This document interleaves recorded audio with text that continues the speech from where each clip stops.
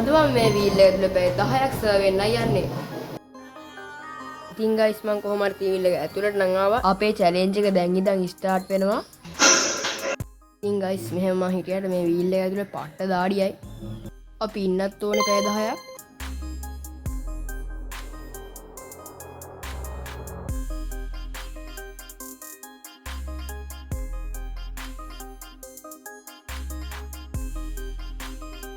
Guys ත්‍රීල් එකේ ඉඳගෙන ඉන්නත් බෑනේ. ඉතින් මම පොඩි නිින්දක් දාන්න තමයි මේ යන්නේ.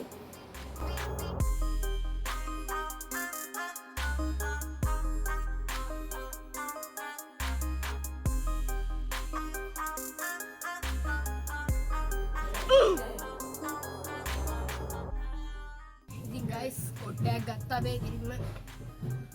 ඇය ඉන්න තියෙන්නේ අපි ඉන්න ඕනේ දැන් දැන් වහන් ගත්තේ මේ හතර. ඉන්න ඕනේ හවස ඉතින් ගයිස් මම මෙහෙම හිටියට පට්ට කම්මැලි මට. මම දැන් ත්‍රීල් එකට ඇවිල්ලා විනාඩි 10ක් විතර වෙනවා. ඉතින් ගයිස් මම කරන්න දැන් නැතුව වීල් එකටලා නිදාගෙන තමයි හිටියේ කම්මැලිකමේ.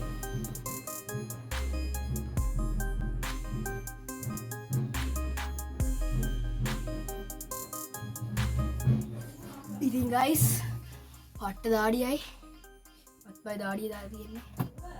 ඉතින් ගයිස් අපි මේ වීඩියෝ එක රෙකෝඩ් කරන්නේ අප්‍රේල් 28. ඉතින් හවුව කාලේ උඩ සීට් තියෙන්නේ. උඩ සීට් කියන්නේ මෙව තියෙන්නේ පට්ට දාඩියයි කොහොම හරි. අපි තාම ඉඳලා තියෙන්නේ විනාඩි 15ක් විතරයි. 5 වෙනකම් විතර ඉන්න තියෙන්නේ.